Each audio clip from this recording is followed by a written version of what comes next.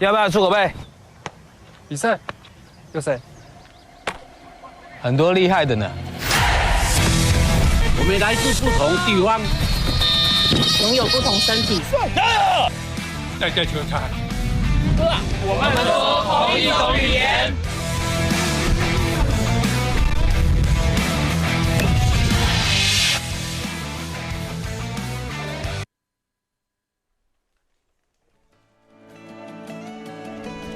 棒球让梦想无碍，创造平等的梦想舞台。Hello， 各位观众朋友，大家好，欢迎您一起加入我们的线上直播来收看2025第11届出口杯身心障碍暨多元族群棒球赛。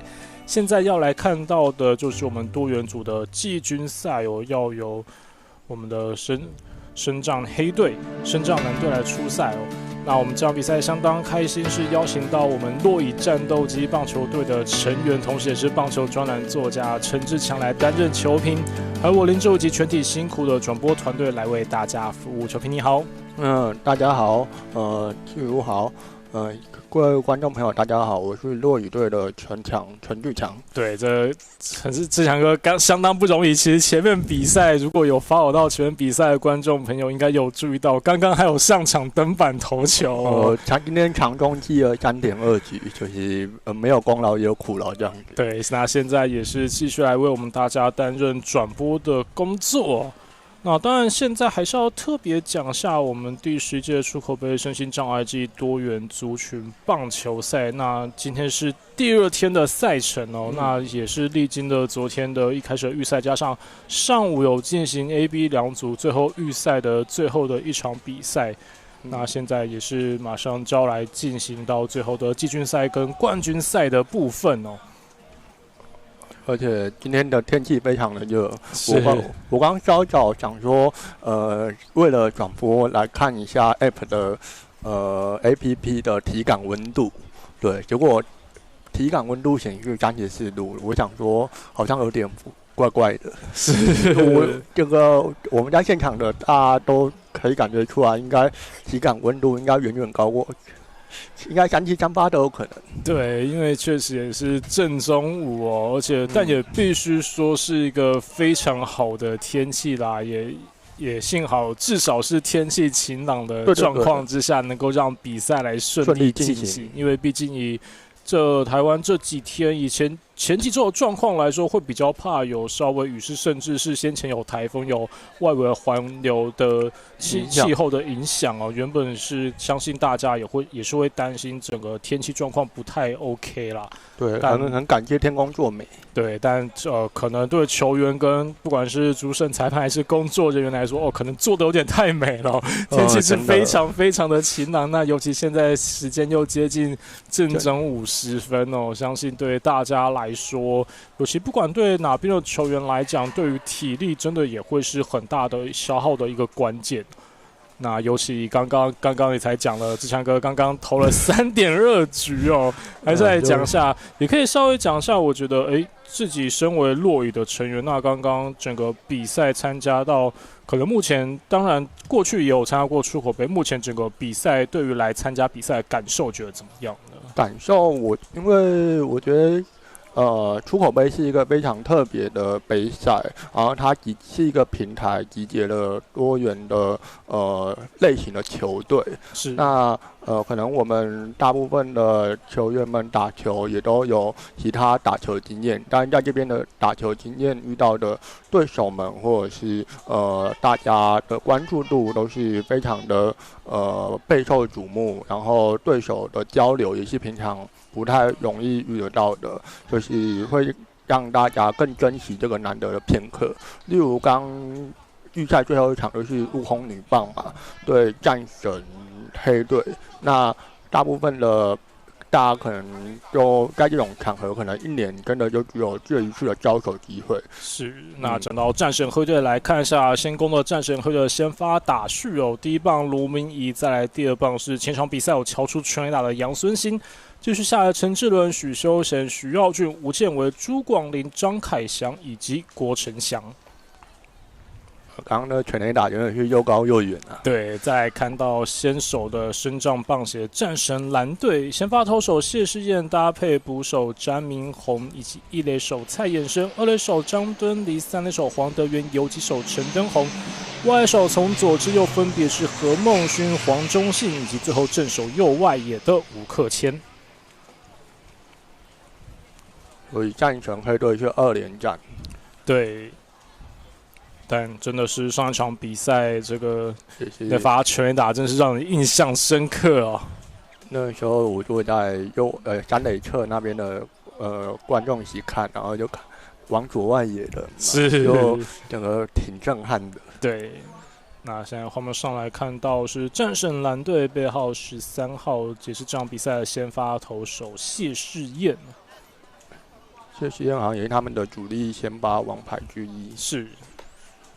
那当然，可能过去我们球评应该在先前几年的出口杯也是有跟他们交手过蛮多次哦。对，老对手、老朋友。是。对，就是因为今年是洛以战斗机艇长队第3年参加，是对，所以很多都是熟面孔，大家彼此之间也都会互相打气跟鼓励。是好，那现在比赛即将开始，一局上半，战神黑队这里率先上场打击的是背号7号的卢明仪。比赛开始，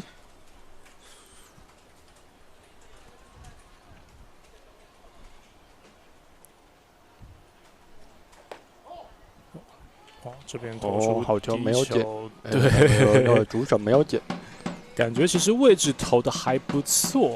对啊，我正准备想说看他与好球的手势，结果发现没有手势。是，那也可以看得出来，这战神蓝的先发投手谢世彦身材相当高大哦，188公分哦。打出去了，这是一个飞球。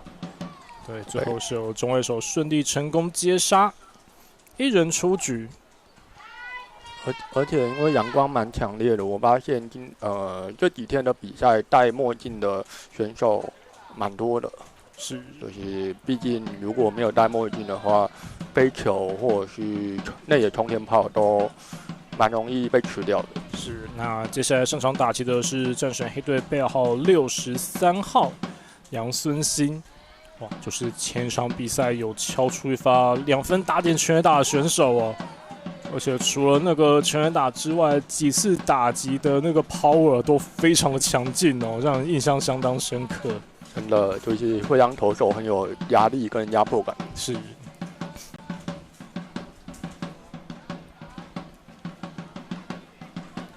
当然我们出口杯现在迈入第11届哦，其实也听得到场边有相当多的应援加油团哦。对啊，就是现在有那个会喊口号，帮打者喊跟职棒差不多等级的气势，是就是会让打者觉得蛮窝心的，是，因为毕竟也是难得可以有这样的机会。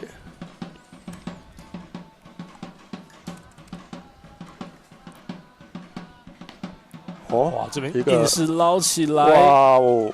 又是形成一支安打喽！哇，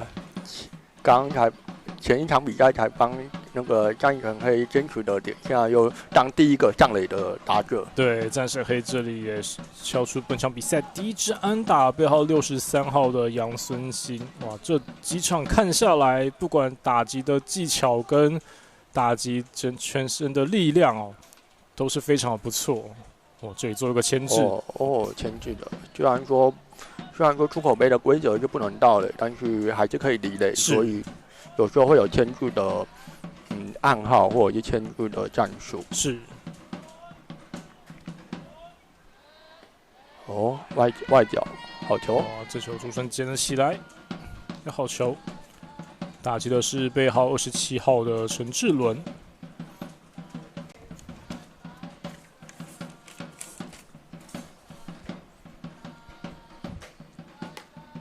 偏高的球被打成界外球。对，感觉是个打者原本有锁定想要攻击的位置哦，但可能挥棒的时机稍微拉得早了一些，是个界外球。这场战神的黑蓝对决哦，两边应该球员对彼此也都蛮熟悉的。哦，这是偏低捞起来，结果打穿了，沾油防线。是战神黑队在一出局之后连续2支安打，攻占得点圈了。而且因为战神蓝对战神黑就是俗称的战神内战。是。其实刚刚战神黑也是一度落后给悟空女子棒球队，对，所以对他们来说，他们也是克服了落后的情况，然后逆转才进到这个季军战的舞台。是。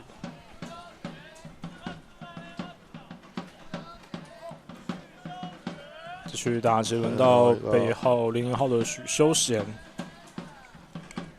第4棒了。他们的中间棒数都非常的高大跟强壮。是。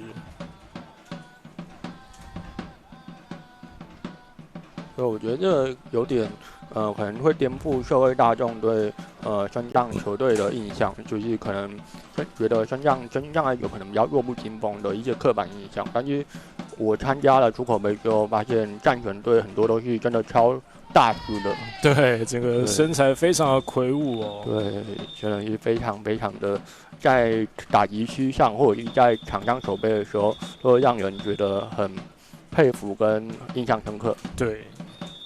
我想这也就是像朱口杯这种身心障碍跟多元族群棒球赛所要强调的精神啊，就是也是想要打破大家一般社会大众对于这些少数族群当中的一些刻板印象，也要证明其实大家可能他有各自的一些困难之处，但都还是有办法克服，而且持续投注在棒球这项运动上面。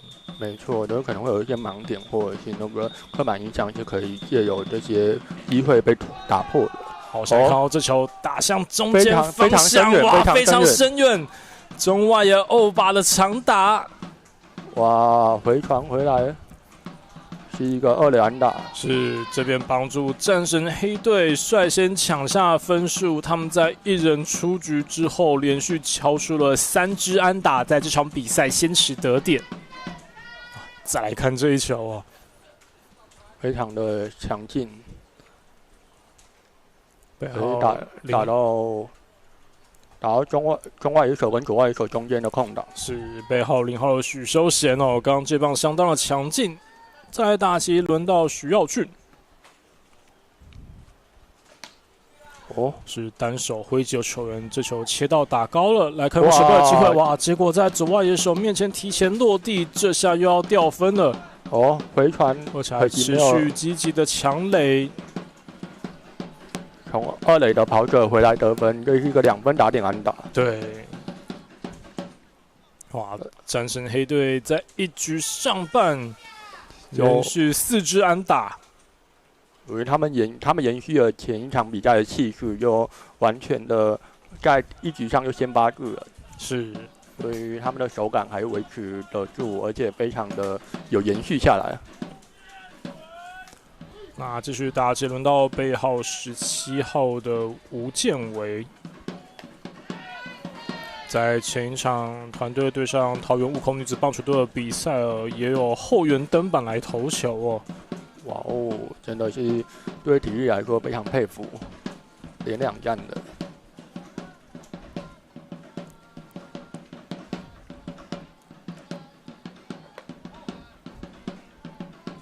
一好一坏球。因为我觉得他这位投手好球率蛮高，所以如果刚好进入到打者的锁定范围内，就会被锁定到。是。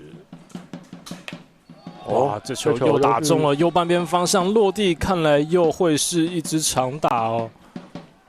一路滚到右外野墙边，但是因为出口杯的规则是最多就是2垒安打。对。那所以刚刚1垒的跑者就停在3垒。是。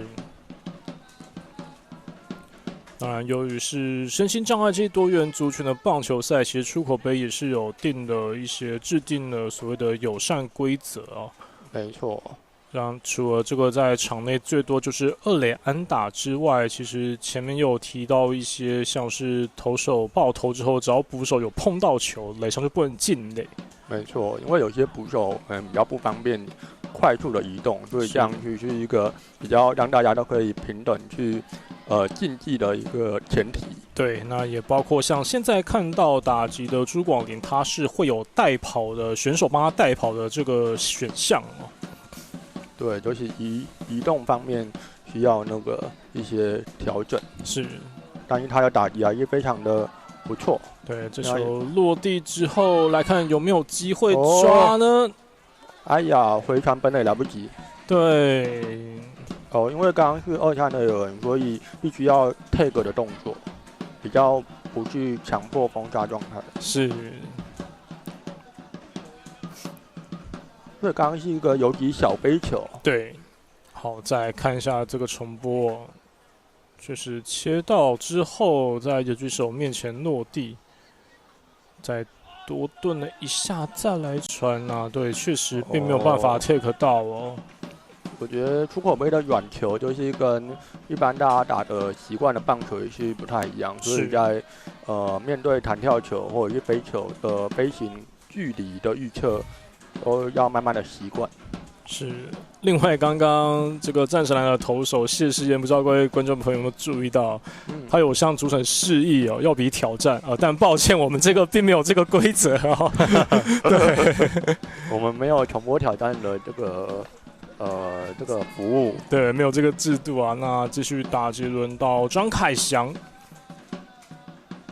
也是全场比赛的球评陈信怡教练有提到，哇，这个凯翔能够打击真的是相当不容易哦。然后偏低捞起来。我觉得目前战神黑队做得很好的一点，因为他们几乎挥棒的时候都碰得到球，就很少挥空。是。那这种比赛只要可以把球打进场内，就会有无限的希望。是。我刚刚现场也是有些风势哦，其实可以看到，尤其在打击区后方这个红土被吹起来的情况哦。现在是终于有一点风了，比较可能在场上的球员也会稍微凉爽一点点。是，就是毕竟有风跟完全闷热比起来的舒适程度还是有一点差别。是，两好两坏了。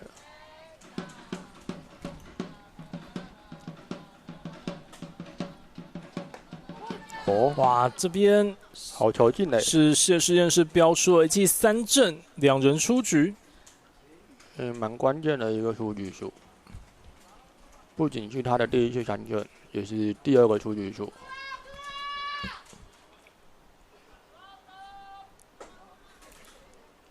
继续打球，轮到背号45号的郭成祥。外角球没有捡，捕手有动作，是跑者离垒离太远了吗？这是第9棒。是现在战神黑队在一开赛已经打了整整1轮喽，第9棒都上场打击了。真的是签剧吗？是，确实，刚刚投手谢世彦是战神队。这样看来是投手犯规，对，可能要再确认下他刚刚做牵制的这个动作。是不是因为3垒手应该要在垒包上才可以做牵制的动作吗？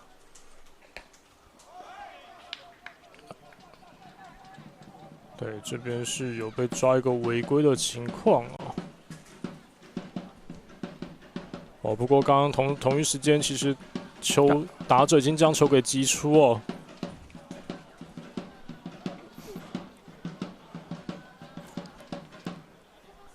所以就刚被上垒了。对，刚应该是内野右边方向的一个强劲的滚地球哦。最后没有办法顺利的做到手背的处理，最后也是成功上垒。那刚刚后来原本在3垒上的跑者也回来得分。然后战胜黑队现在已经取得6-0的领先。哦，一个锤马，一个牵制一垒成功，成功了。哦，是这边是抓到了，也是靠着这个牵制，战神蓝队终于抓到这个半局的第3个出局数。不过战神黑队在1局上半就连敲了6支安打，攻下6分，现在取得6-0的领先。6分。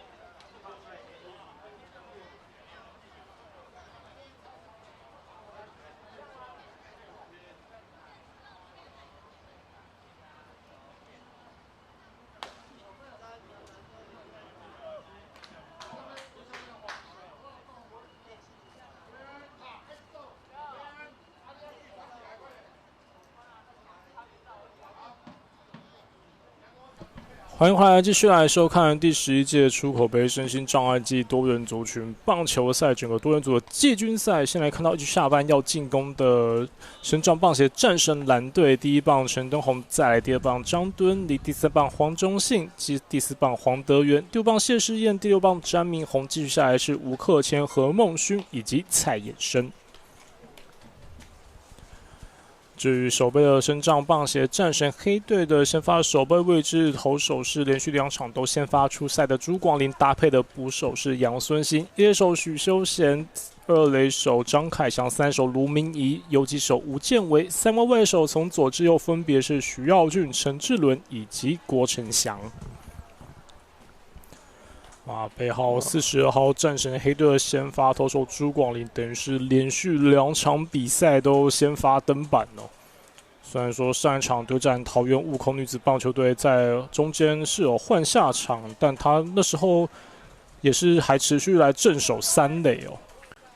对，非常的展昭，所以因为出口杯赛程蛮密集的，需要在2天，应该说1天半要打2场比赛，所以各队的投手战力就还蛮需要有足够的投手可以吃完这些局数。是，那就要来看战神黑队的先发投手朱广林，在这样子的情况之下，有没有办法来好好的完成他的投球任务哦？不过我觉得很棒的是，战神黑在1局上就已经有6分的火力支援。对，他等于现在已经得到队友们充分的火力支援，现在有6分的本钱可以给他好好花。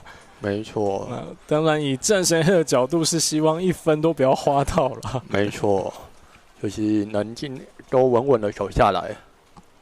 是，好，一局下半，战神蓝队的进攻，第一位上场打击的是第1棒6号的陈登宏。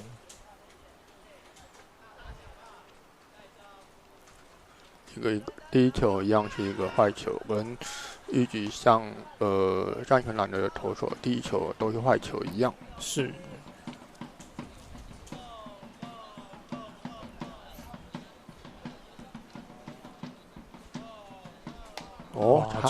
差一点触身。对，内侧比较近身的位置，但打者陈登宏是及时闪开哦。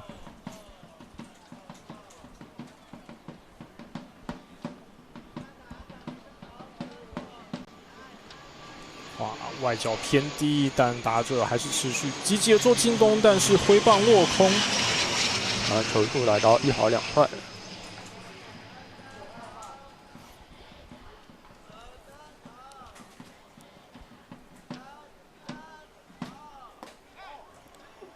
还是稍微偏内角，但可以看得出来，战神黑的先发投手朱广林，感觉以目前来看，几个球都稍微偏低哦。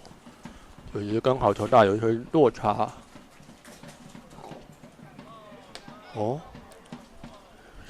这边稍微修正一下，但并没有投进好球袋内。然后又先保送了第一棒打者。对，也让战神蓝在一局下半的进攻低位打者就率先上垒哦，对他们来说会是个好的开始。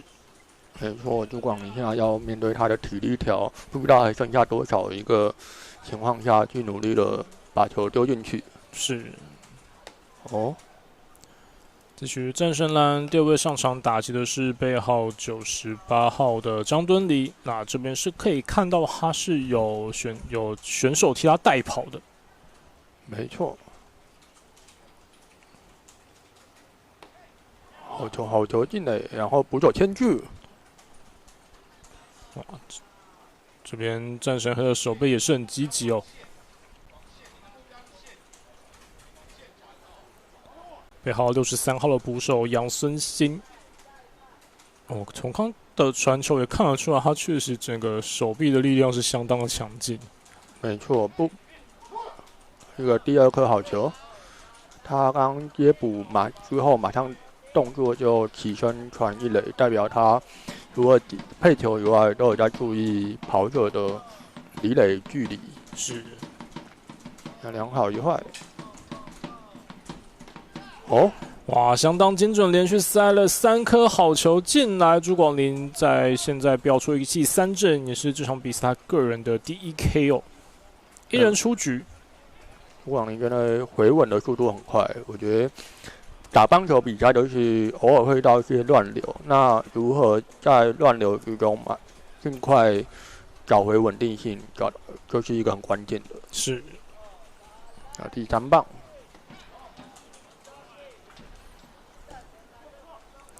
站上来这里，现在要打击的是背号44号的黄忠信。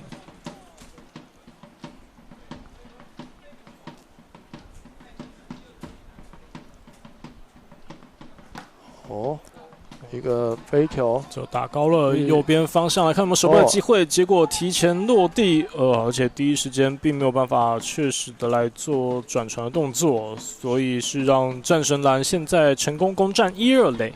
这一个内外野之间的德州安打，也有可能是阳光影响，所以无法精准掌握到落点，在1垒手、2垒手跟右外手中间。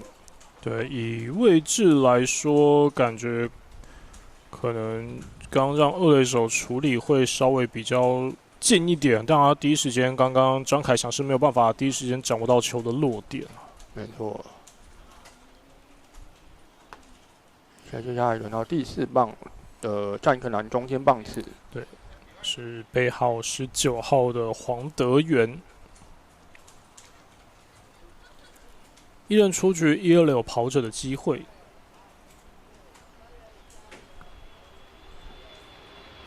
哦，2垒有几手进到垒包，刚可能准备牵制。是。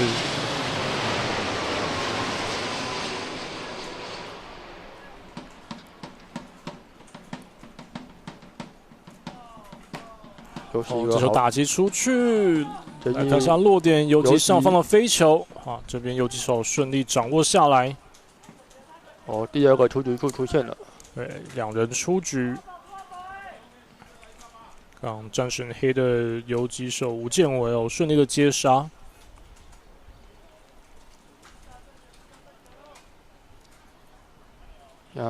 朱广林现在回稳之后，对于战神黑就手背上面就比较没有什么太大的压力，因为已经2出局了。是，继续打球员到谢世彦，也是战神蓝的先发投手。现在看看有没有办法自己的分数自己打。哇，这边又再做一个牵制，又是一个真的非常积极的在牵制看管垒上跑者。是，就已经是他这一局的第2次牵制了。而且杨孙兴刚刚这个从本垒直接往2垒传其实传得蛮准的。对啊，非常大胆，传球力道非常的快很大胆就很精准。又是个界外球，朱广林马上抢到了2好球。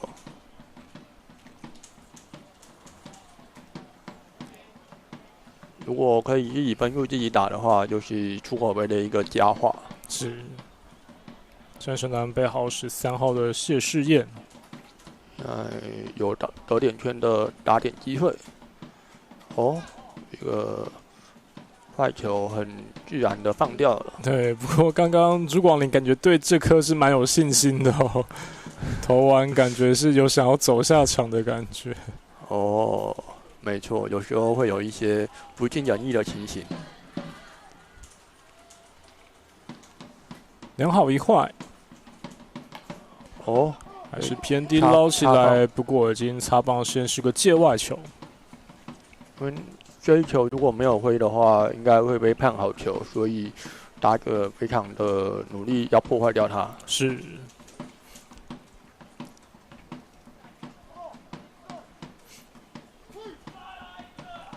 而谢世彦也是打击不错，他可以被排到第5棒的位置。是。所以这个打击对战权篮是有期望值的。哦，外角这球捕手有拦到，所以垒枪跑球不能推进。对，就像我们在先前的比赛又提到，这个出口杯所谓的友善规则，即便投手发生爆头或是球落到后面的情况下，但只要手背方的捕手，不管是你的手套或是护具，只要你的身体任何的一个地方有碰触到球，那垒上是跑者是不能够进垒的。没错。哦，然后2坏，结果这球挥棒落空。朱广英在这时候标出了一个3振来化解一垒有跑者的失分危机。那第一局打完也帮助战神黑保有6-0的领先。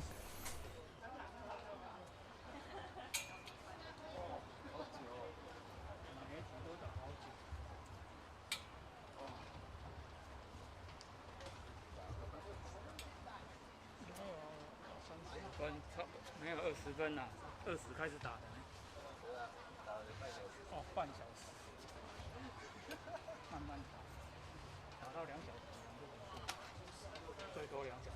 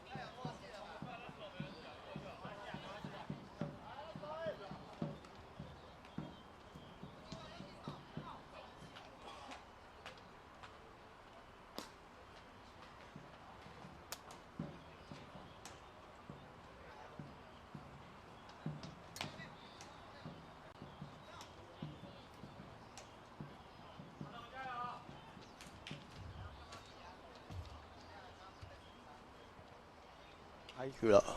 好，欢迎大家继续回到出口杯身心障碍暨多元族群棒球赛，我们这第11届赛事的季军赛的比赛现场。第2局上，谢世彦续投。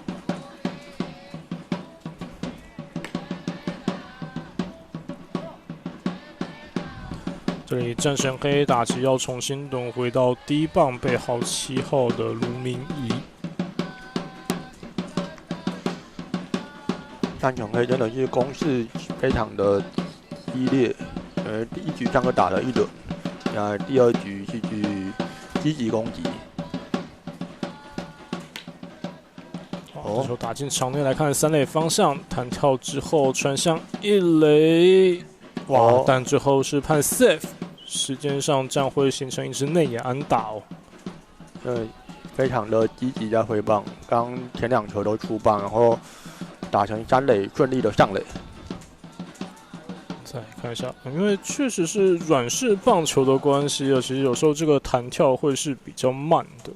没错，而且有时候不止弹跳比较慢，可能会多弹了1-2下，那就是一个垒包的差别了。哦，对，但现在来看到卢明上垒之后，是有请团队，不知道他的可能右脚小腿刚刚可能抽筋或者是对，或是有可能蹬到的情况哦。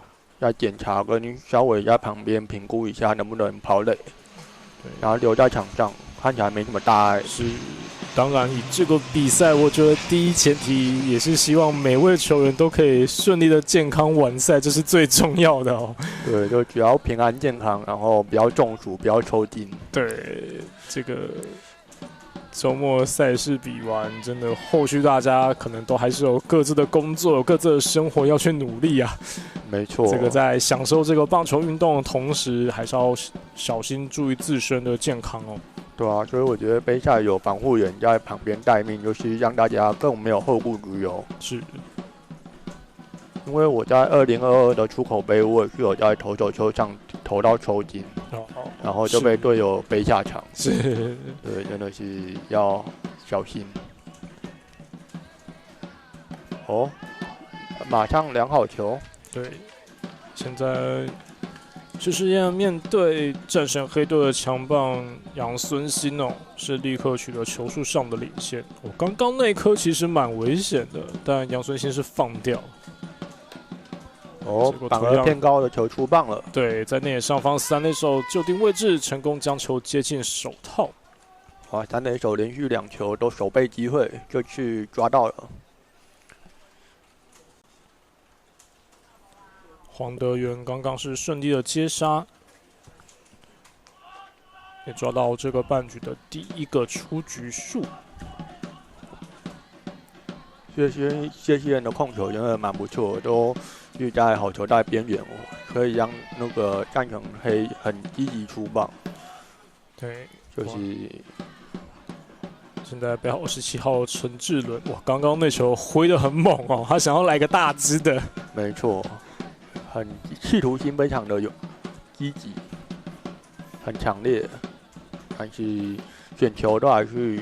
就是选球的基本功有到的话，就是自己设定的球就全力出击。数出来到1好1坏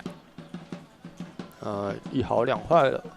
对，这边稍微偏低，外角偏低的情况。对于战神蓝队来说，他们的优势是有休息。跟战神黑比起来，毕竟他们昨天就把预赛的比赛都打完了。是。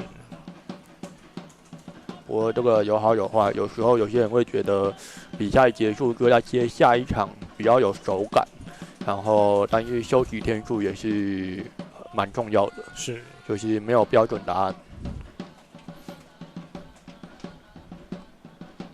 现在球数来到1好3坏，陈志伦的打击。哦，那么就是第4颗坏球保送上垒。这个比较内角近身位置哦，打者是选掉。那现在也让战神黑在2局上半1人出局的情况之下，现在有跑者来到得点圈了，攻占1、2垒。而且接下来中心棒次也是不好惹的。对，在一开赛啊，他们就是连续的4支安打哦，好像是现在上场打击背号0号的许修贤也是有敲出安打。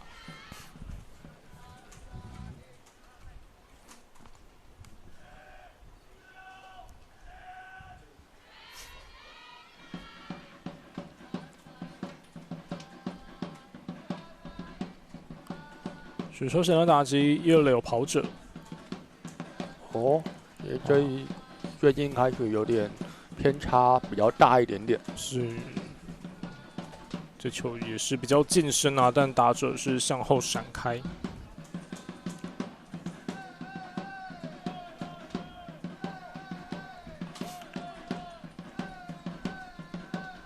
通常这种就追求会很关键，很关键就是如果是好球的话，就会变成1好2坏。那坏球的话，因为1好2坏跟0好3坏的差别，我个人觉得蛮巨大的。是，对，不管对投手的心理状态，或者是打球感觉到的压力。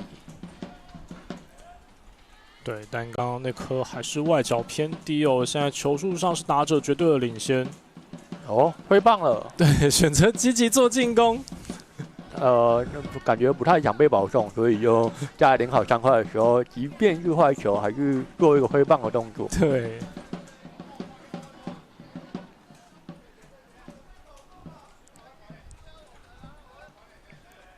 你让球出来到1好3坏。哇！还是外角伸长手背去打，结果打穿了。哇！哦，现在那个外手漏球了，外野手背又出现了一些瑕疵，所以也让原本的上垒的卢明义是一口气冲回本垒。战神黑队在2局上半又抢下分数，现在已经来到7比0的领先。哇！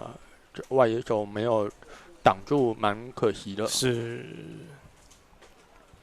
其实刚那球如果不挥，可能会保送上垒。对，但从前面一个挥棒的动作就可以看得出来，战神黑队的许秀贤他不想要保送哦。没错，刚刚也是硬是把手给伸长去追打一个坏球，但反而是反方向的攻击形成了安打。那你可以看出他们的打击技巧真的蛮成熟的。是。这打击轮到徐耀俊。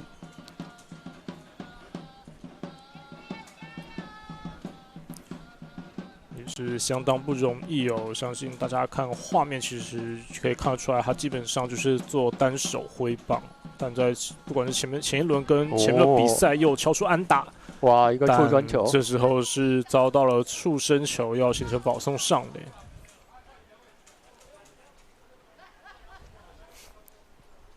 哇！现在战神蓝的先发投手背号13号的谢世彦又遇上乱流哦。这是一个满垒危机。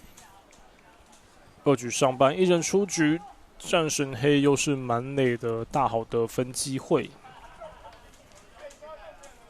要上场打击的是背号17号的吴建维。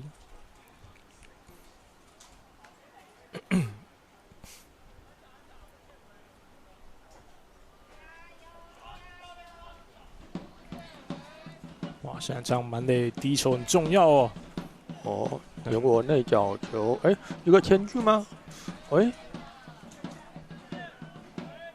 哇，这个场上的状况，其实刚刚3垒上的跑者是直接往本垒走了。这是不知道是到本垒还是离垒离太远。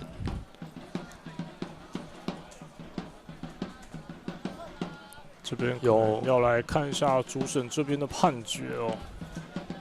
刚刚的得分有点突然，我们也还在厘清的场上状况。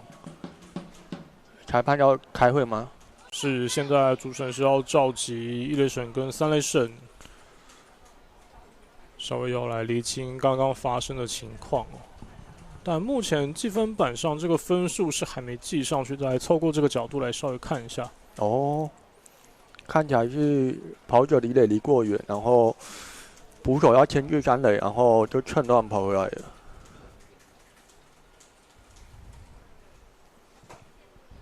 对，但现在就要看，就是按照这个规则，可能当下这个状态，他是不是必须要先回到3垒上？而且因为出口杯不能盗垒，所以如果这个是盗垒的判断的话，就不能得分。是。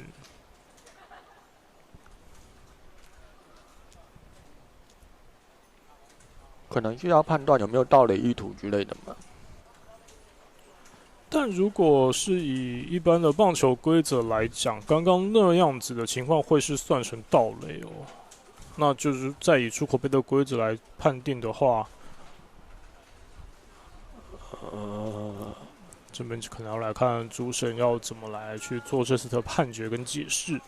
哦，真的是、应该是不至于要进行到小房间来看重播吧？应该是并没有这个制度哦。但这边还是可能是要再稍微跟不管是其他裁判或者是现场的技术委员来讨论一下这个判例。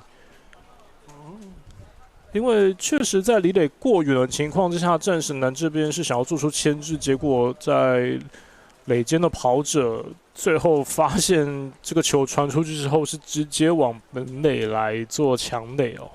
可是这样不就是盗垒意图跟盗垒强制了吗？对，所以那依照出口杯的规则，如果是用这样子来判定的话，因为去年我有当洛乙我们球队的比赛的球评，那时候我记得我们球队的跑者就是要到本垒，然后就出局了。对，所以是判定出局哦。这个也是用刚我们讨论到的不能盗垒这个大前提去做判断。对，然后到本垒有盗垒意图的就去出局做裁定。主要就是我们这次出口杯的多元族群的友善负责，在第5项的第4条哦，跑者可以离垒，但不得盗垒，但同时守备方是可以牵制的。所以刚刚在以这样守备方牵制，然后他持续往下个垒包来做进攻的话，就当下应该照这样子判出局，他当下应该是判定他是做这个行为是构成盗垒了。没错，这样比较是符合逻辑的。那现在也让2局上半，现在战神黑队的进攻形成了2出局。这是一个很界内对，就刚好落在一垒的垒包附近，一垒手接起来之后自踩垒包，一个边线滚地球，是3人出局，结束了这个半局，战神黑队的进攻。战神蓝多掉了1分。分数改一下，是6跟1，不是7跟0，是第1局6分，第2局1分，改一下。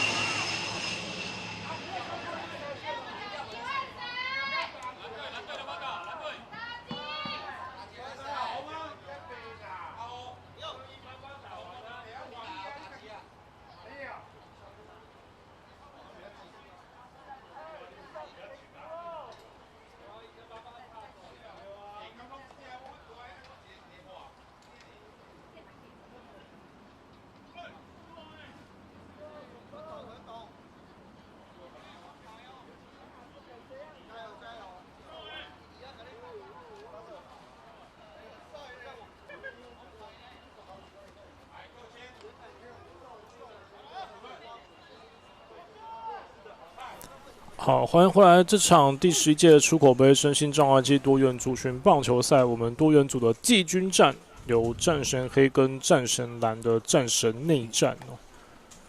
刚刚比赛2局上半，战神黑进攻的时候是发生了一个比较少见的状况，在蛮累的时候，因为对手牵制，然后发生了一个盗垒的行为，那是直接判定出局。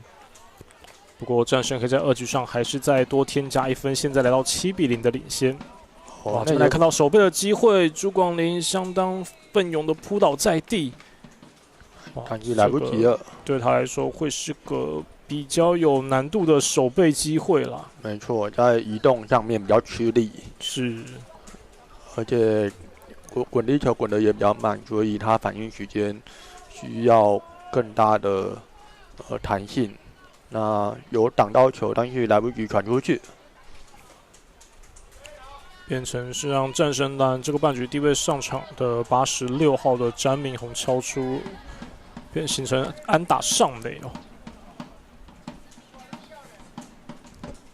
现在轮到第7棒，对，背号76号的吴克谦。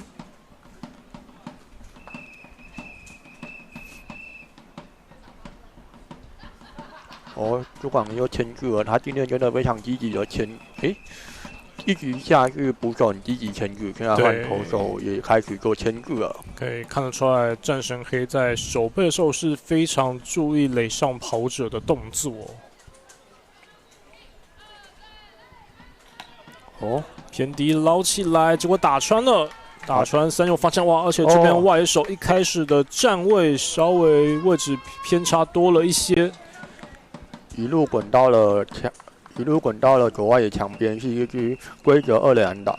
对，如果没有这个规则的话，可能会变场内全垒打。是，但依照我们这次出口杯的友善规则在场内的状况最多就是2垒安打。没错，但是已经有2个跑者了。对，刚刚战神背号31号的左外野手徐耀俊一开始的站位是稍微更偏向的左边的边线的位置，所以刚刚那颗穿越安打来到外野之后，第一时间是没能挡下的，也让战神蓝在2局下半的进攻形成没有人出局2、3垒跑者的机会。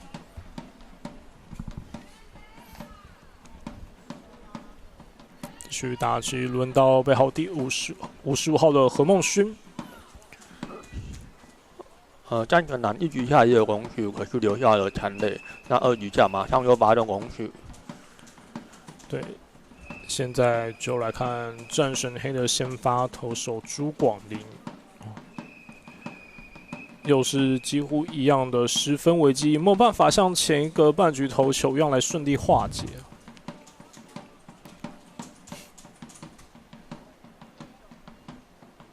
这球好像，朱广林在出手的时候有点重心不稳，然后非常的勉强把球推出去。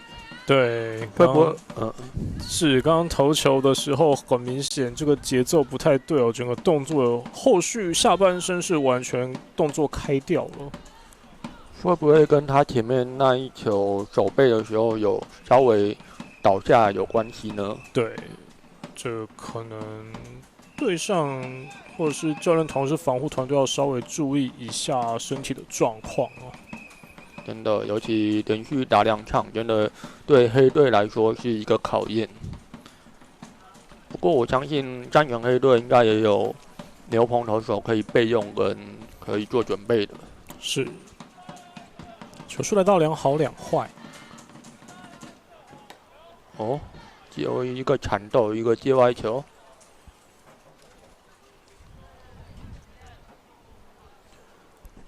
对，刚刚那颗不挥的话，其实是感觉是有机会被判为好球的空间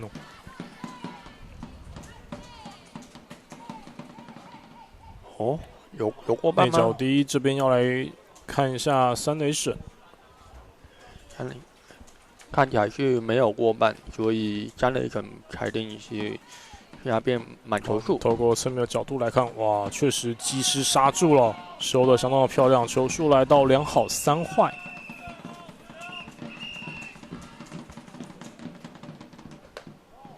偏高坏球。战神蓝攻占蛮累了。对，而且是没有人出局。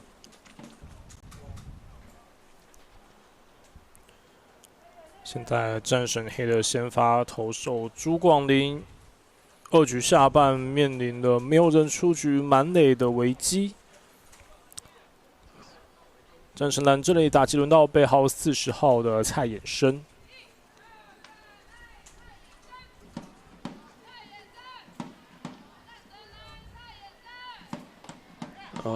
马上回稳一颗好球。对，这一位也是有带跑规则的蔡衍生。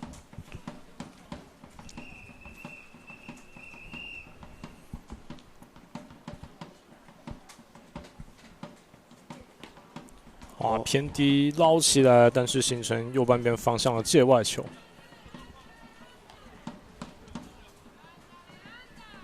我觉得朱广林投手蛮优秀的，就是他面临一些乱流，但是还是可以马上抢好球数，不会崩盘。是。哦，哇，这个稍微高了一些哦，而且对以打者的视角来说，可能会有种球要往近身过来的感觉哦。刚刚看到打者蔡衍生是一连后退了几步。没错。球数来到2好1坏，还是蛮累的机会。战神蓝的得分良机，连续2颗坏球，又有点偏了。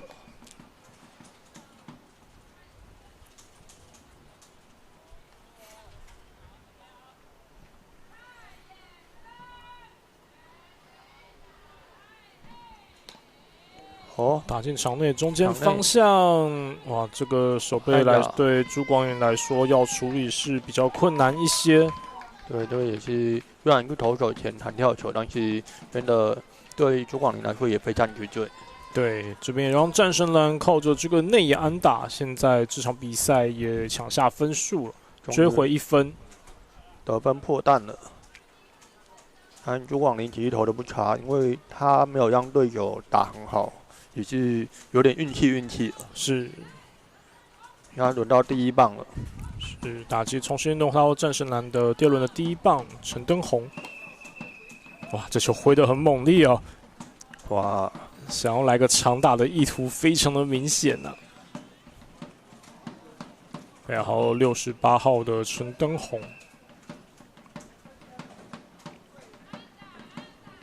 他们的攻击欲望非常的强烈。哦，又牵制了，再做一个牵制。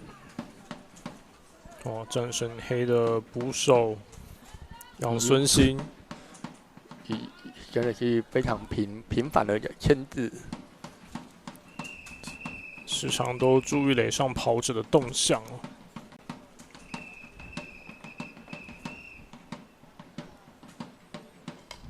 哦。哇，这个擦棒球。他的挥棒动作有没有看得出来？又毫无保留，非常全力挥击的风格。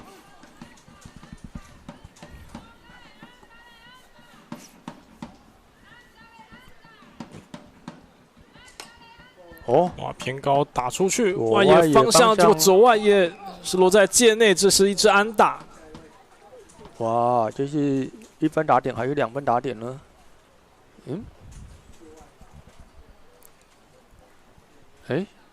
这他落地之后又打到界外了，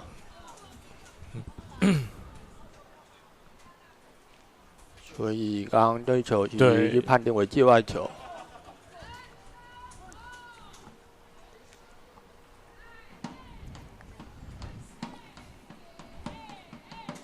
球数还是2好1坏哦，还是蛮累。哦。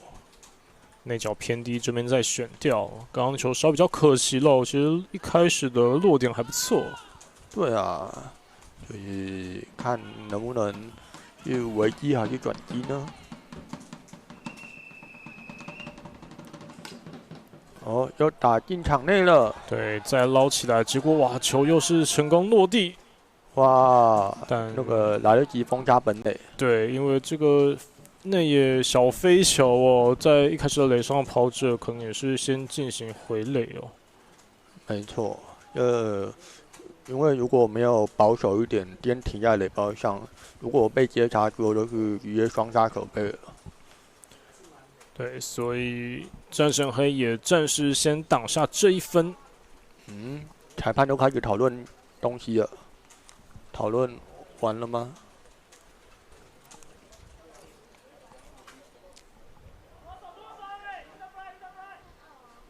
看起来应该是第2分。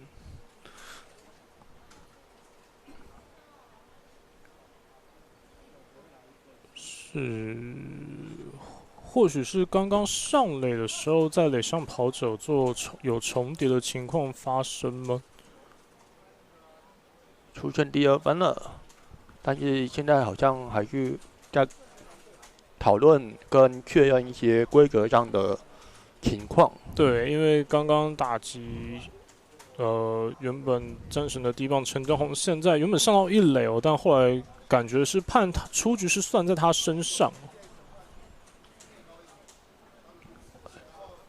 是那个这个有高飞避死球规则吗？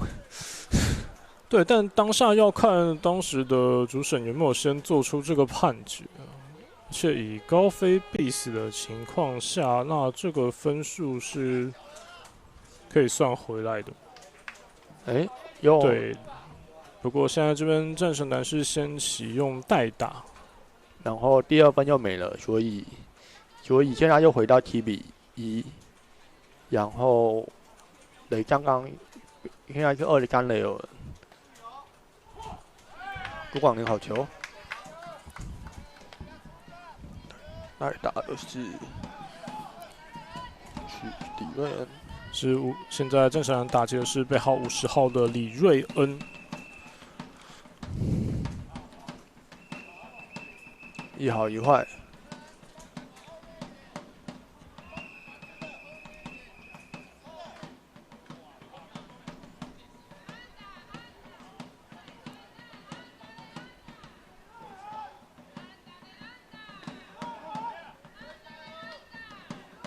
偏低的坏球是。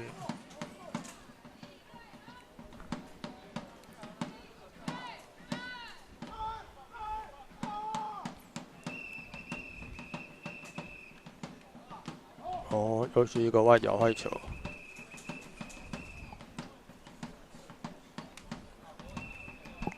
这边朱广林是连续的坏球哦，现在让打着背号50号的李瑞恩现在球数上取得领先。好，这时候来一个好球。我觉得对于投手来说，有时候打者是一个突然比较不太一样的，就会在投球上面会有一些乱流。哇，这边没有稍微可能主审判定是稍微偏低的位置哦。最后是个4坏球保送，战神蓝的李瑞恩选到了4坏球的保送。那大家也可以看得出来，很明显他是坐着轮椅上场的选手啊。所以电动轮椅这个是在出口碑上才能够看到的珍贵形象。对，本身是属于有受到脑性麻痹来影响的选手。但是就算有脑麻的情况，在出口碑一样可以有上场挥棒跟选球的这个权利。是。而且他选到了保送。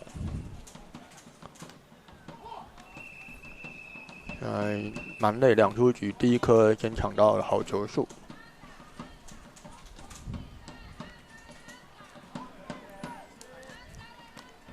现在形成2出局满垒的局面。来看战神黑的先发投手朱广林，有没有办法顺利来化解这个失分危机？最后打进场内，来看想没有办法穿过去，结果穿过去了。第3，1分，目前看起来是1分回来。是个中间方向的穿越安打，然后令原本的2垒跑者停在了3垒。背号44号的黄忠信哦，在满垒的情况下成功敲出安打，也帮助战神蓝打下这场比赛的第2分。现在是5分落后，然后还是满垒的状态。战神蓝还是蛮有潜力继续追分的。对，有现在打击轮到背号19号第4棒黄德元哦。中心棒其实就有很有想象空间跟追分的可能性。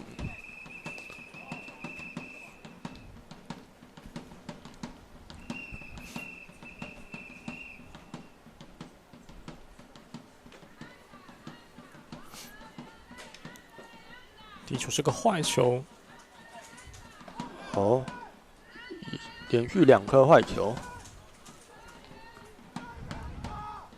刚刚那一球有点靠近好球带，但是可能主审没有很喜欢。对，其实控的也不差，刚刚那颗的位置，哇，这边看到、要准备牵制的那个的感觉。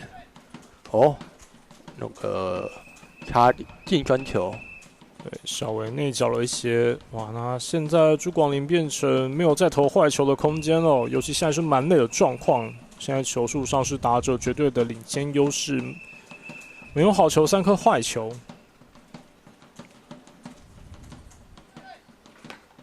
哇，积极进攻，哇，三垒一球完成了第3个出局数，是，结果刚好找手套哦。然后2局下半战神的进攻到此为止，但在这个半局他们还是攻下2分，现在比数7-2，是战神黑5分的领先。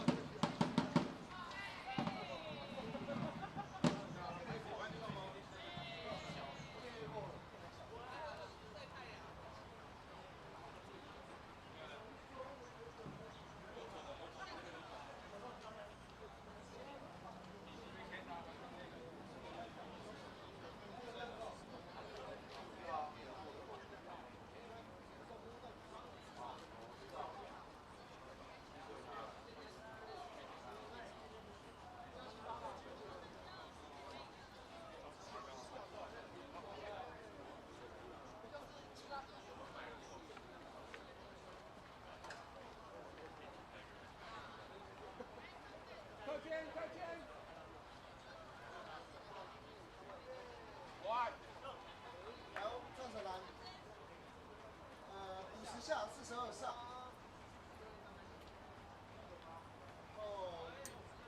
，76下3上，对，然后55和56，高飞好可以，谢谢。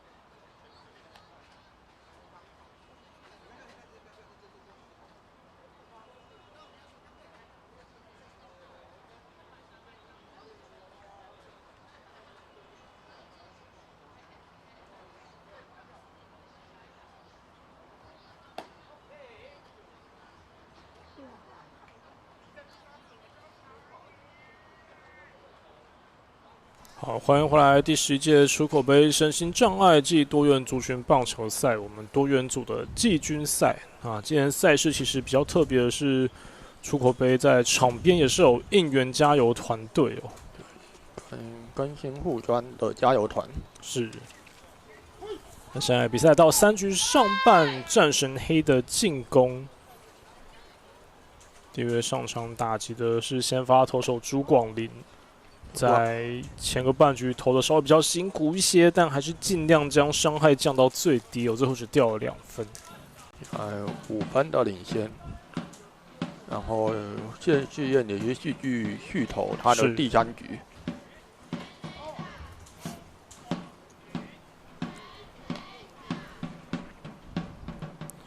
不过现在谢世燕开局面对朱广林。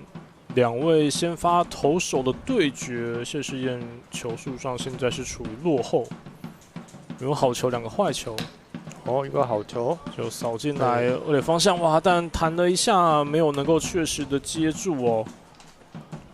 而且二垒手是才刚被换上去对，的，背号42号的许明仁，这下只是变成战胜黑这个半局，第一位打者又能够上垒。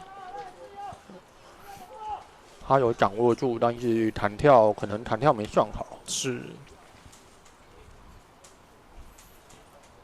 打击继续轮到背号46号的张凯翔。哇，内侧稍微偏低了一些。谢希恩这一局的控球也是都坏球守在前面，会比较会比较辛苦一点。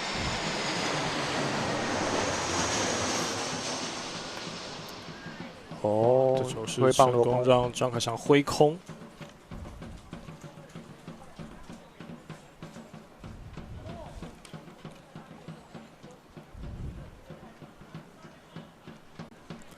一好一坏，哇，这稍微内角近身了一些。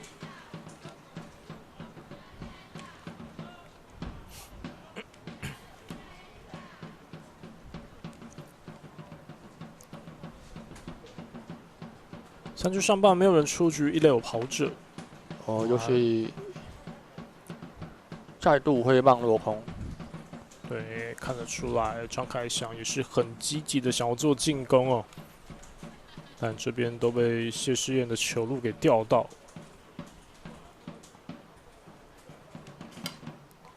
哦，他碰到球了，是界外球。球硬是破坏掉，擦棒界外。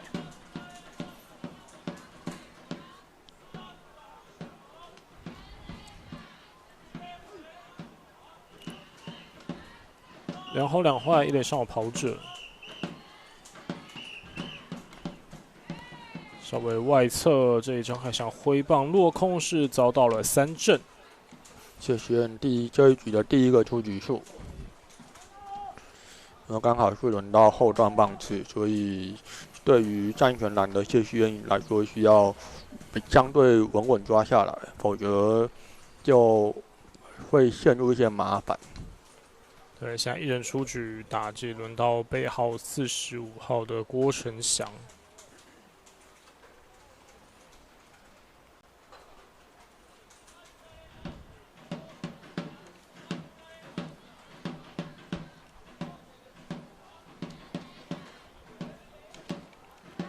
哇，这球投得很漂亮哦！哇哦，内角刚好压在了好球带的边缘上面，也得到了主审的青睐，是个好球。这球很刁钻啊！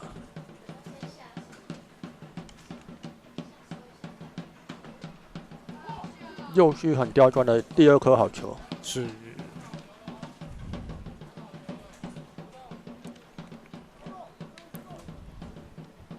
球数上，现在投手谢师宴取得2好1坏的领先优势。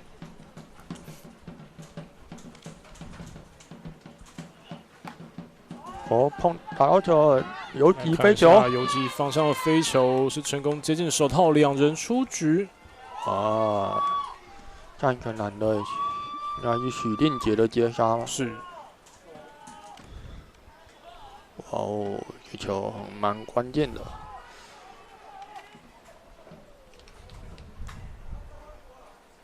刚刚成功接杀是背号56号的蔡定杰哦。刚刚的手背站位其实也蛮精准的，不然的话有可能刚好在后面落地。是。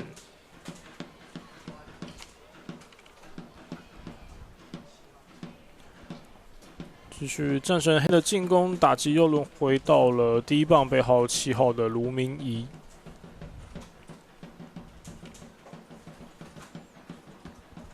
哇！最后这球是砸在了身上哦，又是形成一个触身球。我觉得有时候有可能是软球上面有一些土之类的，然后出手的时候就会滑掉。因为像我昨天对战神蓝也有登板，也有丢3颗触身球，我也对他们蛮不好意思的。对，当然这绝对都不是故意的啦，但有时候，尤其以投球来说，会有一些稍微比较不可控的情况发生哦。对啊，就是投球真的不容易啊。但是这些马上就回稳，用好球来开启这一棒的对决。对，要面对的打者是今天在新城比赛有敲出全垒打的杨孙兴哦。刚刚那球是挥得很猛哦，但是挥空。每一棒都不能掉以轻心。第二球稍微晋升了一些，现在球数来到1好1坏。两人出局，1垒有跑者。一个外角坏球。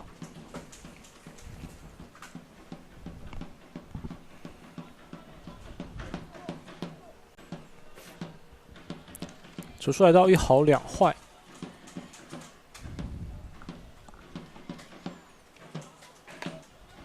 哇，偏高悬的出棒，来看下球的落点，左尾啊，最后没有办法接到，这下球落到后面要变成一支长打了，是一个2垒安打。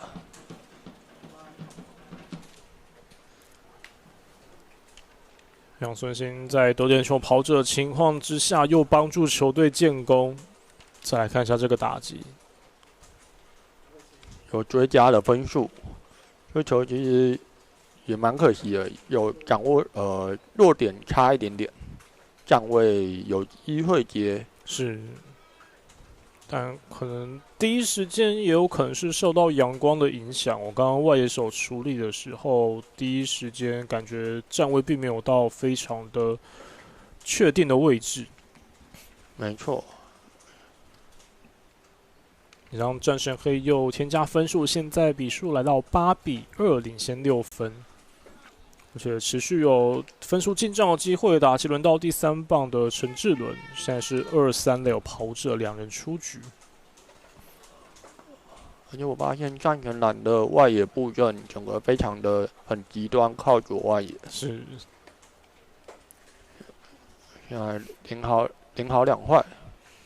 因为我眼角余光看现场，发现他们右外野空的，所以等于说，战神蓝非常的知道战神黑的打击应该都是往左边拉打。对，尤其这几位右打者哦。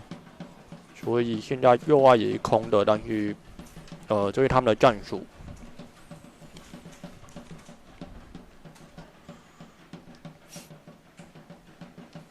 谢师宴抢到了好球数，两人出局2、3垒有跑者，打击的是陈志伦。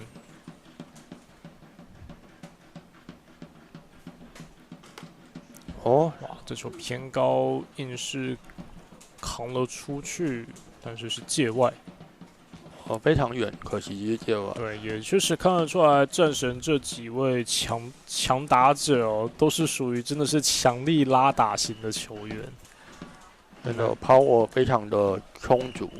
对，然后挥空率也不高。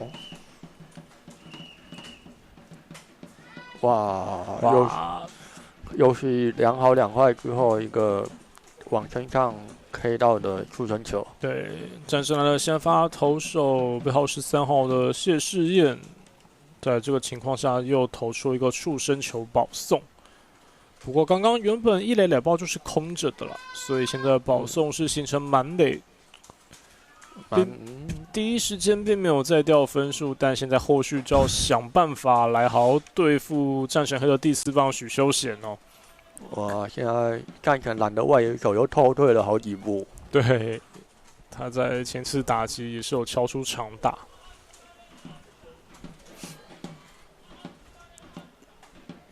两人出局满垒。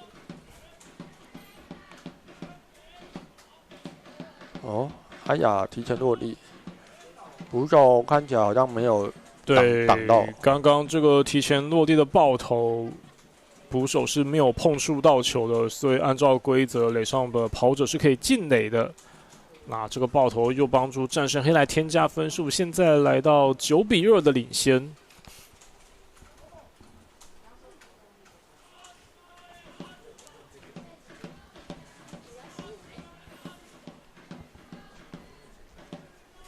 哇，又是一个交尾内角，但是没有捡，所以这一局控球乱流。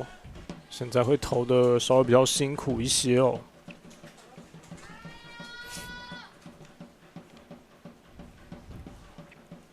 没有好球，两个坏球。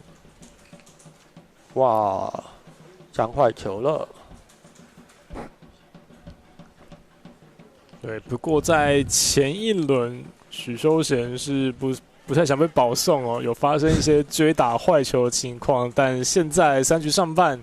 有李旭领好3坏，对，两人出局领好了3坏的情况之下，可以好好来观察一下他会等还是会再积极出棒哦。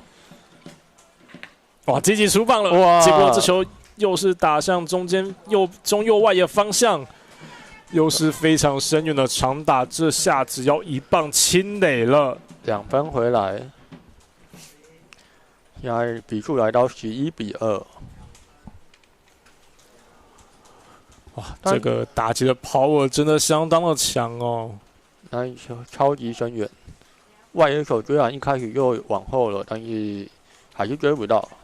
对，就像我们球评提到，其实，在许修贤上场打击的时候，战神蓝的3名外野手都有在特意往后退了，但刚刚这球还是一样哦，非常非常的深远，是没有办法有守备的机会。然后这一棒也把接续前打下场。对，战神蓝在这里是选择换投，换了16号。16号是16号的吴长勋要来接替投球任务。原本的先发投手背号13号的谢世彦，现在在3局上半是要先下场休息哦，等于是投了2又2/3局。2又2/3局跟我昨天投战神蓝一样，是这个长度。那其实我昨天对战神蓝的投球经验，我觉得他们也是每一棒的选球跟力量都有一定的水准，所以我自己昨天也丢的没有很有完全不轻松。是，但现在以战胜的状况，必须要想办法来及时止血哦。连续3个半局都是有让对手拿下分数。不过其实这个时候才换头，有点比我想象中还要晚一点，因为毕竟战神蓝感觉昨天就他们应该是有充裕的投手在准备，是。但也有可能还在热身状态，所以刚刚就让谢旭元去赌赌看他能不能化解危机。不过现在是变成双方已经有9分差的情况之下，战神蓝才进行换投。来看背后10号的吴长勋上场之后第一球这边还是一样，再补充说明一下这个出口杯的友善规则。虽然说刚刚是个爆投，并且球弹到后方哦，但因为球先接触到了捕手的面罩了，只要球碰到捕手手套或是身上的任何部位有碰触球的情况之下，垒上跑者是不能进垒的。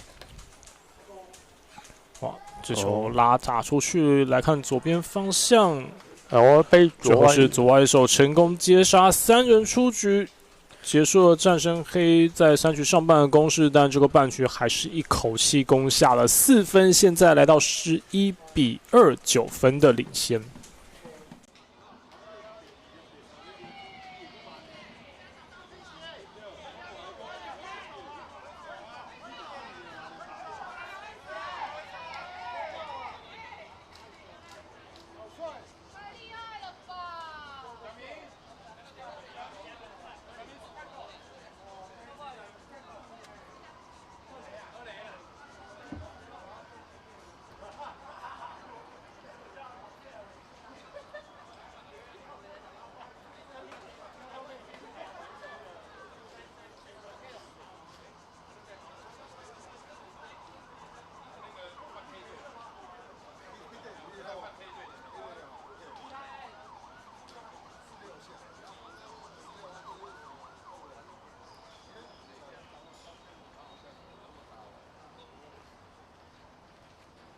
战神黑46下71上。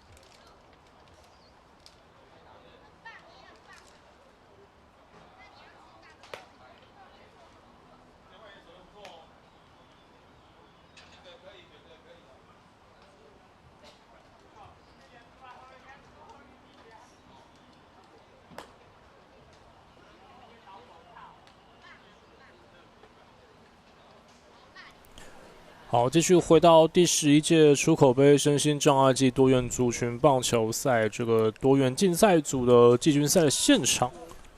3局下半，对，战神黑这里是有出现守备轮替换人哦。不过先发投手还是朱广林，还是持续在场上投球。虽然说在前面2局下是投的稍微辛苦了一些，但刚刚3局上半队友打线又给他相当充足的火力支援啊，现在有整整11-2 9分的领先优势。哦，这次朱广林掌握住了。对，投手前的强袭球接到之后传往一垒没有问题，顺利抓到了第一个出局数。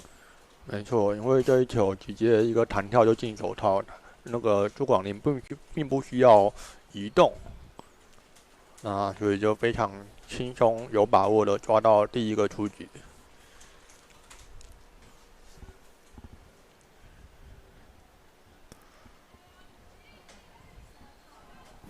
战神蓝现在上场打击的是背号3号的陈柏安。哦，又是一个好球进垒。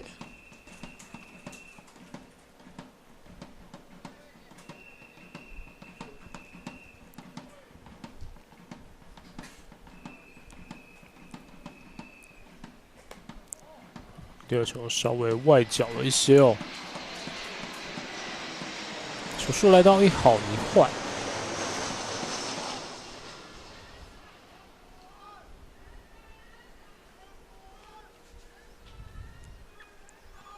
哦，1好2坏。而且刚刚提到战神蓝队有守备布阵，那其实战神黑也有守备布阵，就是他们的外野会因为打者的习惯或者是打者的状态，然后前后很明显。是，以现在这个状况，面对陈柏安来讲的话，其实战神黑的外野手站的是非常非常的趋前哦。代表战神蓝跟战神黑对彼此都很熟悉。是。哦，挥棒落空，以2好3坏满球数的状况。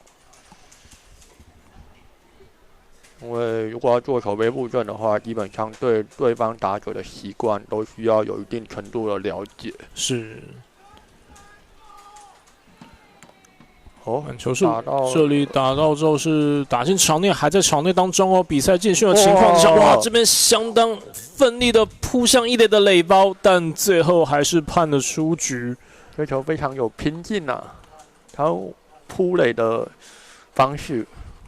对，战神蓝背号3号的陈柏安，再来看一下这球打出去之后是留在界内哦。那战神黑的守备处理也相当及时，哇！陈柏安非常非常的拼啊，选择头部扑垒的方式扑向一垒。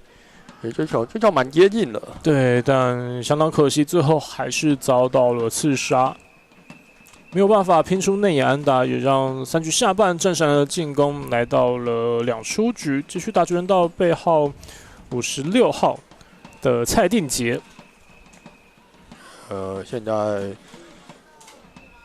是捕手，刚刚在观察他的情况嘛？对，有点小暂停。对，刚刚看到战神黑的捕手杨孙兴上来舒缓筋骨一下，有照暂停，稍微感觉腿部有稍微拉一下哦，可能在刚刚去处理传球的时候有一点点不适的状况。毕竟他也是连续蹲了2场比赛哦，真的是高强度。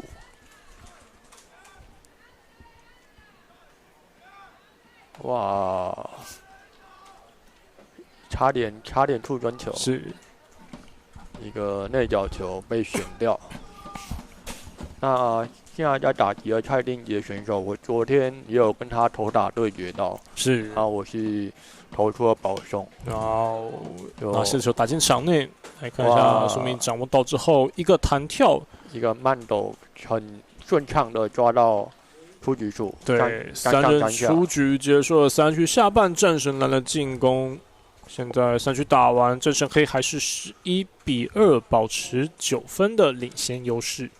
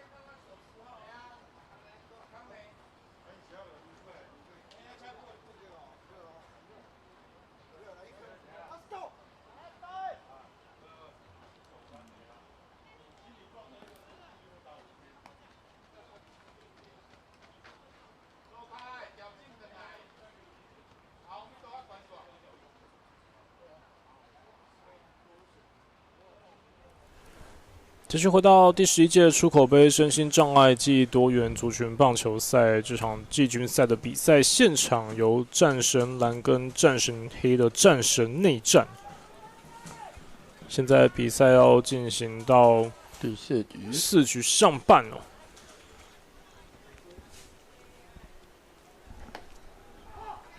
战神黑的进攻，第一位上场打击的是背号17号的吴建伟。场上战胜蓝这边负责投球任务的是第2任投手，背号16号的吴长勋。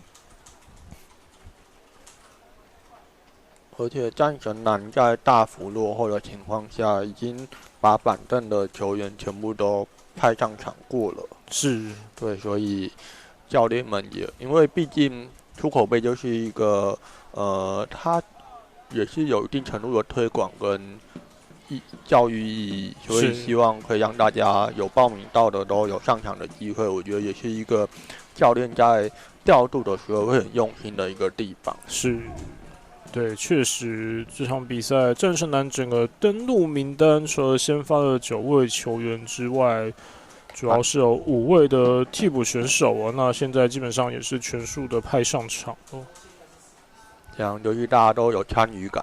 是。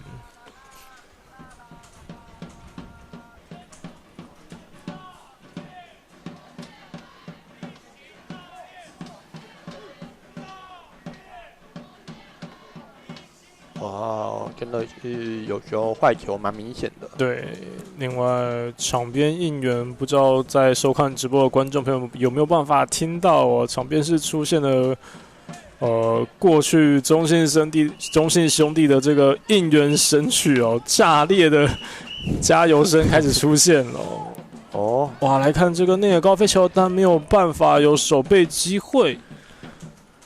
那个飞球没掌握到落地了之后就来不及了。对，是让吴建伟敲出安打上垒。虽然说没有一击炸裂啊，但至少也站上垒包啊。哇，真的是正中午的阳光。确实是比较难处理一些。没错。而且我觉得软球毕竟它没有缝线，所以它在空中停留的时候，或比较又更难去抓到那个点。是，就是比较有时候会第一时间看不到球。是。那战神黑这边现在要轮到打击的是他们的先发投手朱广林，一样在旁边的是他的代跑选手。零好2坏。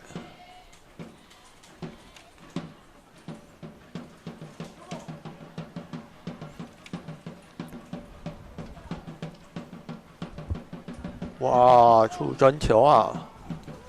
对，这边朱广林是挨了一个触身球，看起来有点痛。对，现在感觉是直接砸在了身体左侧的后腰附近哦。看起来是的确是比较没有肉保护的地方，腰部那个位置，虽然说是软球，但是还是有速度跟还是会需要多小心的。是。现在打击是轮到背号71号的谢明勋，在先前也是代替守备上场哦。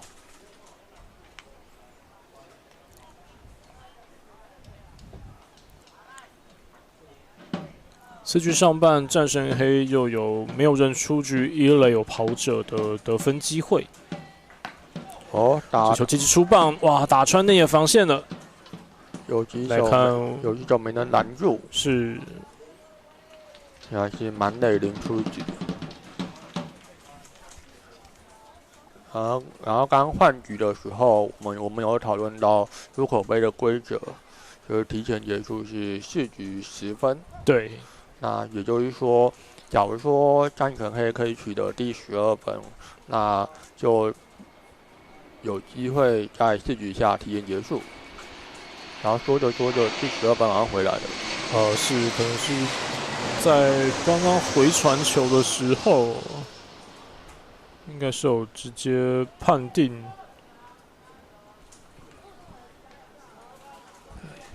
刚刚一分太突然了吧？这可能是在回传球，或者是整个主审判定有直接进垒哦。因为刚刚那一球没有打出去吧？对。好，不过这球砍向地面，最后来看是不是留在界内还界外？哇，结果哇是界内哦。因为虽然说捕手想要捡起来，但最后并没有办法成功的来进行守备而已，好像做徒手抓球来传球的动作，但最后是又落了一下。我应该是第一时间觉得会界外，然后发现界内的时候真的来不及了。对，再来看一下这球，从这个角度来看，而且他是从界外滚到界内，对，是从外围的，等于是一个往左旋呐，反而旋进了界内，这个蛮幸运的。是，现在是变成让战神黑来到13-2，已经取得11分的领先了。对战神来说，这个蛮运气不佳的，蛮冤枉的。毕竟他的确是先到界外区，然后就突然转进了界内，第13分。这是打击又重新轮回到第一棒，标7号卢明仪又打进场内，投手这边下球，但没有第一时间没能处理好。这下又形成了 all safe 全部安全上垒的局面。今天蛮多内野球都有机会处理，但是来不及处理。是，再来看一下这球从本垒后方的角度来看哦，确实投手吴长勋是唯一有机会第一时间做处理的球员了。那现在变成4局上半，战神黑没有人出局，攻占满垒。打击轮到杨孙兴。又是一个大炮型球员。对，而且现在战神黑的领先分数已经来到双位数了，13-2，领先11分。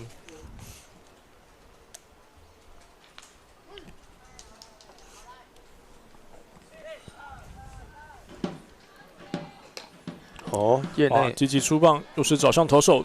哇，这球吴长勋接到之后，选择先传一垒。但现在再抓本垒还是来得及。哇哦，是一个蛮另类的双杀哦。因为通常大家会优先传本垒，再传一垒。那不确定他的考量点是什么，但是，为什么一出局？是两出局了，所以这是一个蛮罕见的双杀的顺序。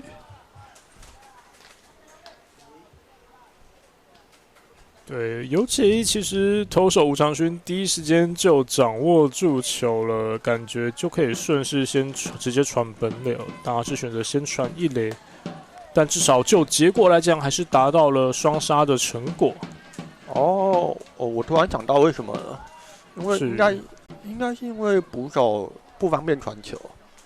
是因为捕手他传球需要换手，那所以。他如果先传一垒，然后让捕手当最后一个接球的者的话，就可以抓得到2个。是，对，确实这样子来看的话，那这个考量就是很合理哦。但是我们第一时间都会觉得，可能反应不过来。对。那他们做的这么顺，一定就是练习的时候一定有讨论过，或者是以前有。这种 case， 对，也等于是非常熟悉自己队友的守备状况，要怎么样来配合，会是对团队最加分的效果。而且在一个双杀之后，这里又标出了一个3振，结束了战神黑4局上半的攻势，但他们在4局上半又追加2分，现在领先来到双位数了，13-21分的领先。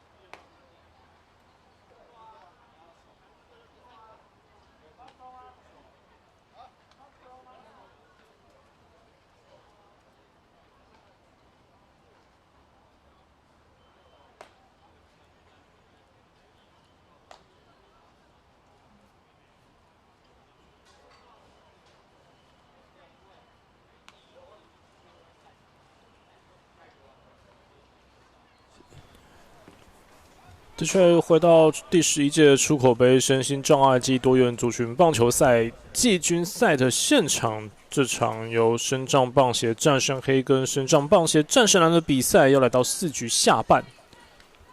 那战胜蓝这个半局必须要想办法来追加一些分数哦，因为依照这次今年出口杯的比赛制度是采7局2小时制，另外如果在比赛4局结束之后有一队领先10分以上的话，裁判是可以来裁定这个比赛是提前结束的。然后我们看到战神黑的朱广林先发投手，现在有机会挑战完投胜。对，4局下半，朱广林是持续来投球哦。哇！但是这一局一开始有点不太妙，第一位打者是0好3坏。对，面对的打者是战胜蓝这场比赛的第9棒背号40号的蔡衍生，同样也是有场边有代跑选手的球员。哇，在0好3坏的情况之下，这颗硬是塞进了外角偏低的好球带。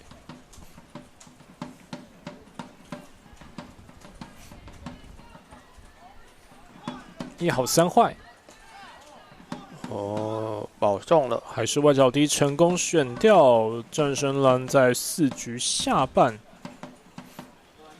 现在第一位打者就成功选到保送上垒。那战神蓝接下来是他们的前段棒次1、2、3。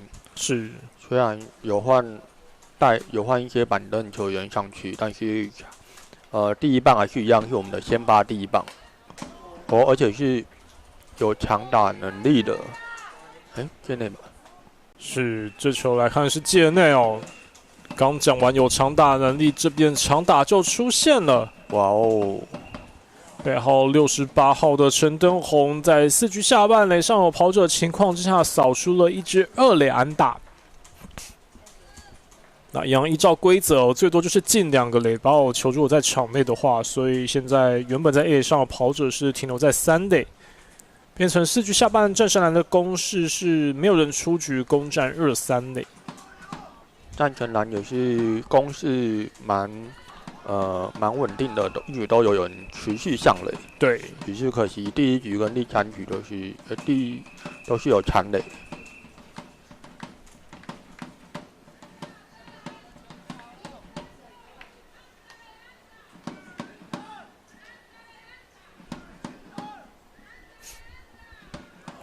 哇，还是稍微偏低的一些，连续2颗坏球。朱广林现在也是体力可能也是有点下滑，需要克服。毕竟他是今天的第2场他的个人的第2场登板了。对，那正在打击区的是战胜蓝背号42号的许明仁。哇，这球打出去，不过是形成界外。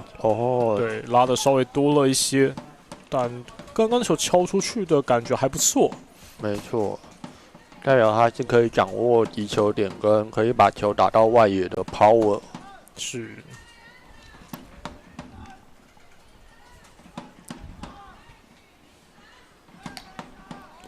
还是积极做进攻，这边游击方向。是成功 take 到原本在2垒上的跑者哦，不过3垒这一分是成功回来，许明仁这个内野滚地球，战神蓝得到他们的第3分，是帮助团队再拿下分数。这里刚被战胜黑的游击手背号17号的吴建伟接到之后，去选择着去抓原本在2垒上的跑者，最后又成功 take 到。毕竟呢，时候游击手离2垒跑者很接近，他判断是有机会的，然后他也真的回垒来不及。是，是场上很多都是一瞬间的判断跟反应。现在4局下半，一人出局来看黄忠信这一球打高了1垒上方。哇，没有，这边主审已经裁定了。虽然说后来有漏掉，但是有漏出来，但是主审判断去完成接杀的动作。对，但也看得出来，哇，这位0号战神黑的0号许修贤很会玩球啊，是想要来变成制造变相的，想要看能不能有一个双杀的机会啦。但当时主审已经裁定是确实接杀了。哦，对，有可能，因为后来看重播就发现他是故意放掉的。对，应该是想要来看看有没有办法形成变相一个双杀的机会，有一个刻意漏球，因为当下确实并没有判定是个内野必死球。但是接到之后，主审还是裁定是有接杀球啊，但这球要追是来不及了，又形成一支安打。啊！在2出局之后，战神蓝又成功敲出安打，现在攻占1、2垒。这球也是德州安打，在2垒手后旁边落地。是。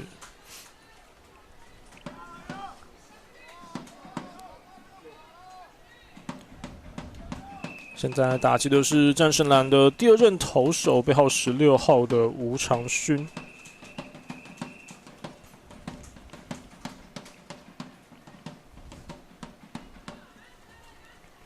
4局下半2出局，那现在球数是2好0坏哦。哇，继续出棒！来看这边，哇，非常精彩的守备，战神黑的捕手杨孙兴插棒被捕，然后朱广林完投胜，恭喜他。这个界外飞球哦，硬是扑倒在地，一样把球给接了起来。那因为双方分差是13-3，是双位数，在4局结束领先10分的情况之下，那比赛是裁定，等于是战神黑是提前结束来赢得了这场比赛，也恭喜他们拿到了今年2025第11届出口杯身心障碍暨多元族群棒球赛这个多元组的季军哦。真的非常恭喜朱广林投手完投胜，然后战神黑的打线真的是每一个棒次都棒棒开花，今天打了11支安打。对，尤其真的还是得，但也必须说，战神蓝这边也是展现了相当十足的拼战精神哦。其实也是有办法有所从战神黑的投手朱广林手中敲出一定的安打支数，全场也敲出了7支的安打。但可能在串联上面跟战神黑相比是稍微有落差了一些些，那最后比数就是13-3。战神黑是以10分之差击败了战神蓝队，在这场战神内战当中胜出，也顺利拿下了出口杯身心障碍暨多元族群棒球赛的季军赛的第3名哦，恭喜战神黑队。那这边还是一样，请我们洛邑棒球队的成员，我们志强教练稍微谈一下这场比赛。对你来说，看到2队这样子拼战，尤其顶着大热天，自己其实今天有赛程，投完球又来讲评，稍微分享一下，可能今年参加不管是对于场上的表现，或者说您今年自己参加出口杯的这个比赛下来的心得，好吗？我觉得今天这场季军赛对于2队投手的拼劲都让人印象深刻，然后还有不管是场上的拼劲，还有一些处理 play 的细节，例如说刚刚那个回传一垒在传本垒的双杀守备，以及战神蓝有一棒就是用头部扑垒的方式，就是都让人印象深刻。那我自己这2天的比赛经验就是真的是天气很热，因为毕竟之前都是在10月的时候办，然后今年是因为结合盲棒跟多元，所以在8月的举办。那8月的天气大家都知道一定更热更恐怖，对，那天公作美，然后真的是大晴天，所以6队的球员们大家都辛苦了，就是有顺利、健康、平安的完赛，然后有一些跟平常比较不一样的交流跟对战经验。然后今年也是有很多观众跟不管是在网络上或者是在现场都有支持，真的感谢大家的关注。是，那也再次感谢这场的奖评，同时也真的是非常感谢主办单位的用心，让今年的赛事都更加的多元丰富。那等一下稍后还有这场我们今年多元组的冠军赛的戏码要为大家转播。那我是林柱，这场季军赛的转播就在此告一段落，也仅代表全体辛苦转播团队，还有手语老师及听达老师，感谢你的收看，我们等等冠军赛再见了，拜拜。谢谢，拜拜。